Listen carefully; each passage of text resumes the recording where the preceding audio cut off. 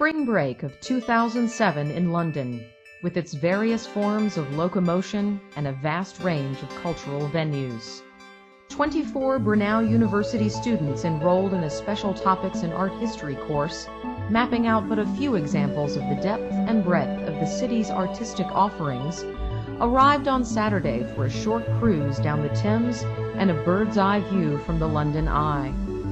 The rainbow from a brief squall foretold of a week blessed by almost perfect weather, the availability of both planned and unplanned opportunities to sample the unique culture, and numerous chances to learn a lot about the world from one urban location. Sunday's brief visit to the Victoria and Albert Museum, with its collection of art, crafts, historic design, and decorative objects, prompted the first issue of a week-long refrain. There just isn't enough time to see it all. I want to come back. From the museum, a short walk conveyed us to the famous Harrods department store for some late afternoon shopping. Monday at the British Museum featured a day-long tour of art and artifacts in the collection, beginning with the oldest object in the museum and continuing through the Egyptian, Greek, Etruscan, and Roman cultures. And almost poetically, tour guide George Rome Innes ended the day with an artifact from the Nordic invasions, just steps away from where we'd begun in the morning. Tuesday's morning schedule included a guided tour of the internationally known Photographers Gallery and its annual Deutsche Borspreis exhibition of critically acclaimed contemporary photography. The afternoon brought the class to the House Museum of 18th century British architect Sir John Soane, chock full of his well-known collection of antiquities and works of art. Upon seeing the picture room, with its layers of hinged walls hung with paintings, or having the rare opportunity to view the special request-only models room, students rightly felt they'd transcended the typical tourist experience. Thursday featured a visit to Trafalgar Square and the choice of visiting one or both of the neighboring museums, the National Gallery and the National Portrait Gallery. Subsequently, we visited the Inchbald School for Interior and Garden Design and enjoyed an open dialogue first hosted by the director herself and including currently enrolled students from South Africa, Sweden, and the UK. Brunel's interior design majors learned about differences between American and British practices and philosophies in the field, the respective histories of each country's approach to design, and enjoyed the opportunity to view current projects designed by their international counterparts. Friday's visit to the Tate Modern, to ostensibly see 20th century art from around the world, also reintroduced the concept that art can be playful, as museum guests took turns sliding from heights as high as the building's 5th floor and down through temporarily installed tubes in the atrium.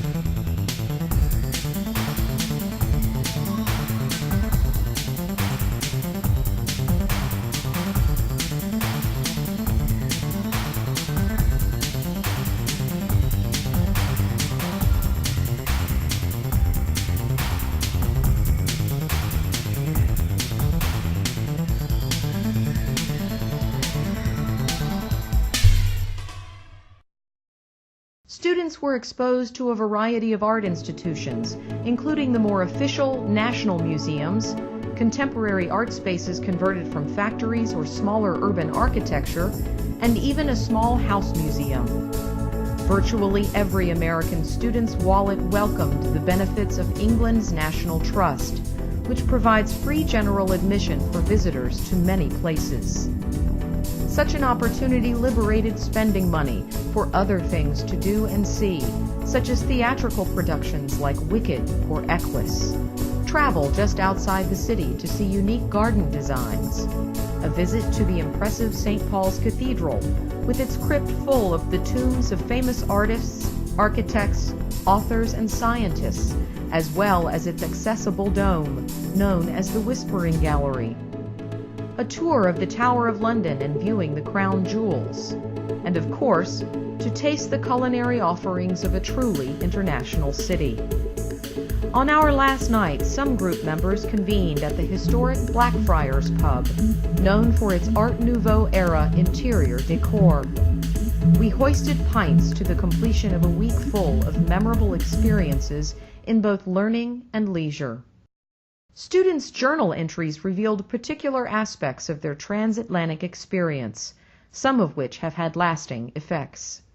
Dropped in a vast sprawl of urbanity for a week without automobiles, and armed with enough information about available things to do and see, they quickly mastered the London Underground as well as trains outside the city.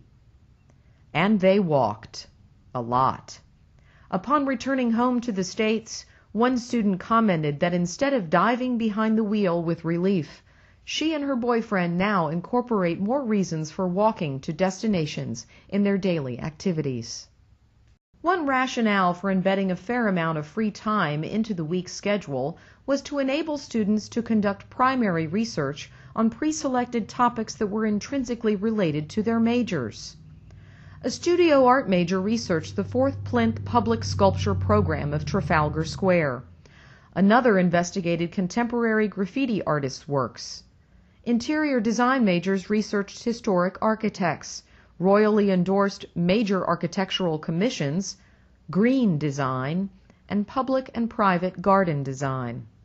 Art education majors developed lesson plans around the works of historic British artists, researched the educational requirements for becoming an art restorer, and delved into the character of British Museum education programming.